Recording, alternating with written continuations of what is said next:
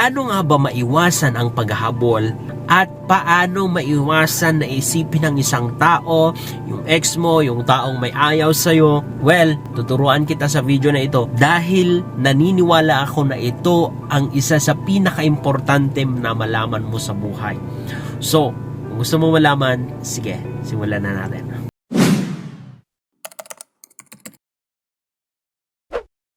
Alam nyo ba na kung sino yung naghahabol, siya yung may less na value, at kung sino yung hinahabol, siya yung mas mataas na value? Not because inborn na mataas yung value ng isa or mababa yung isa, kundi sadyang yung naghahabol lang hindi niya alam kung ano yung value niya. At wala siyang proper mindset or mentality na ginagawa or ina-apply. That is why it ends up na siya yung naghahabol imbis na siya dapat yung hinahabol. So I guarantee you na sa video na ito ay hindi na kayo mag-aabol or hindi nyo na ganon na mababaliw kakaisip sa taong yon, kung sino man yon, at may maganda pang mangyari. Baka ikaw pa yung habulin, baka ikaw pa yung palagi niyang isipin. As long as i-apply nyo at gawin nyo itong tips ko, okay? Number 1 na dapat nyong gawin is that you need to heal yourself from the past pains and traumas. Kasi ang hindi alam ng karamihan kung ano yung nangyari inside you, yun actually yung magkokontrol sa buhay mo. Yung mga decision mo ay nanggagaling sa kung ano yung nangyayari inside you. Like for example, when someone hurt you from the past or meron silang mga ginawa sa iyo na nagdulot sa ng trauma dahil may mga abuse, may panloloko, ganon. Mapalalaki or babae ito ha. Dalawa lang yung mangyayari. Either ayaw na niyang magmahal, or kung magmamahal yan, may takot sa puso niya na baka mawala ulit yung taong mamahalin niya. That is why gagawin niya ang lahat to please that person. So ang mangyayari dito is siya talaga yung maghahabol. Pero kung na-correct yung pain and traumas mo, kung nagamot yan, trust me, babalik ka sa original na value mo. Babalik ka sa original na ikaw. So heal yourself from the past. How to heal yourself? Simple lang. Move on from the past. Accept kung ano man nangyari. Hindi mo pwedeng ibalik, hindi mo na pwedeng ayusin, kundi ang pwede mong ayusin yung present and then yung future mo. Just accept na ganun talagang buhay. May mga taong darating na manloloko, gagawa ng mga hindi maganda sa'yo. Accept that. It's okay. Part of life. At least natuto ka. And then kapag ganun yung mentality mo, ganun yung mindset mo, unti-unti yan na nagagamot na kung ano man yung pain at traumas mo. As long as natuto ka, para hindi na maulit-ulit. And, ito ang pinakamatindi na healer is that ang Panginoon. Of course, mahihirapan ka kung wala ang Panginoon. So, ask Him, Lord, tulungan mo pa ako. Gamutin mo po itong pain at traumas. Masakit po ang ginawa niya. Pero, I release forgiveness, papatawarin ko na siya. And then, i-accept ko na po kung anong nangyari sa akin. Pero tulungan mo po ako kasi ayaw ko na pong maulit-ulit because I want to be better and better. Kung ganun yung prayer mo, kung ganun yung mentality mo, then maghihilom ka. In that way, kapag naghilom ka, maiwasan mo nang maghabol kasi hindi ka takot masaktan, wala ka ng trauma. So, kung iiwan ka man, it's okay for you. Kung ipagpapalit ka man ulit, it's okay for you. You don't care anymore. Okay? Proceed na po tayo sa number 2 na dapat mong gawin is that to train your mind to stop seeking validation sa ibang tao. Lagi tayong naghahabol, lagi tayong nagpapapansin sa ibang tao, sa ex natin, sa mahal natin. One of the reason actually is dahil sa meron kang mentality na magiging maganda or pogi ka lang, wapo ka lang kung binavalidate ito ng ibang tao. Kung na-appreciate ka or sabihin, wow naman ang pogi mo naman, wow naman ganito, wow.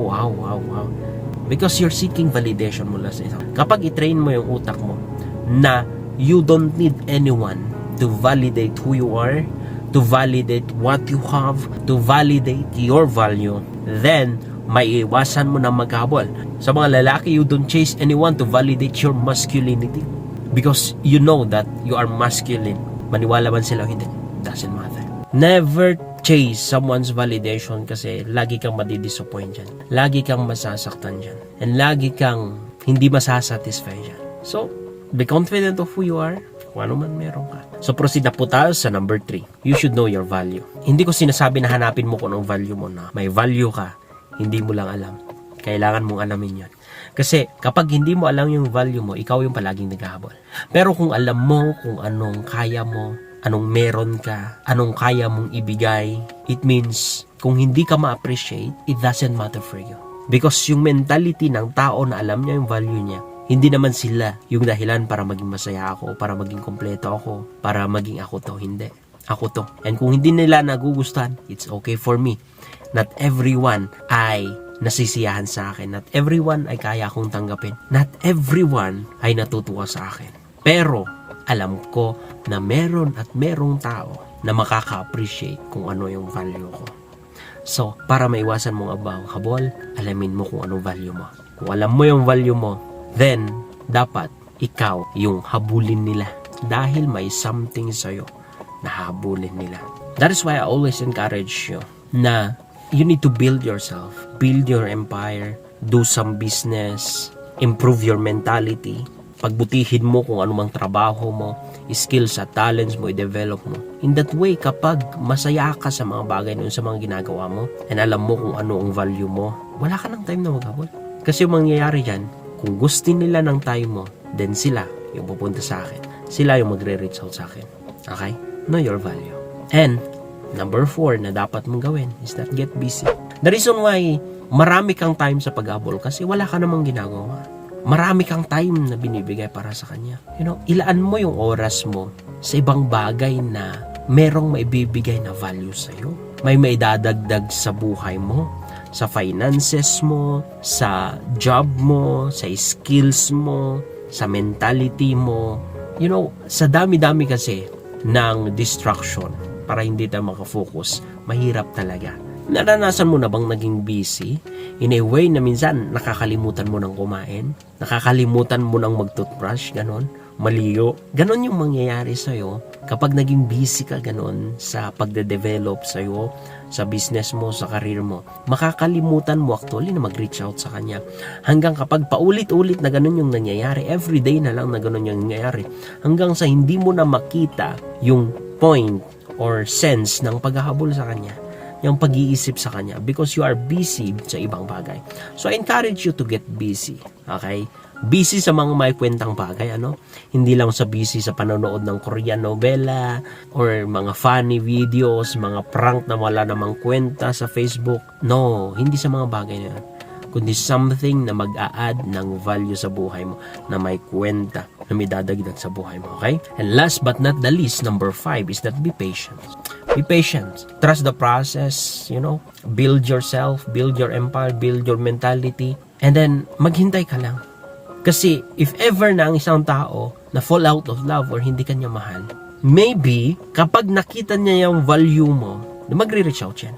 Kasi minsan, because we are not patient enough, ang gagawin natin, reach out tayo ng reach out, contact tayo ng contact, tawag tayo ng tawag, hindi nga tayo pinapahalagahan eh. So, magtiis ka muna, kumalma ka muna, be patient muna, hintayin mo muna sila yung mag-reach out, at kung hindi, it's okay. Matuto kang maghintay ng tamang tao para sa'yo. Kasi meron at meron yan, huwag kang matakot na baka mawalan ka na ng tao, malawan ka na ng partner, hindi. Be patient to wait sa tao or sa partner na ipapadala ng Panginoon para sa iyo. Okay? So that's it for today's video. I hope po na meron kayong natutunan. Maraming salamat po. God bless.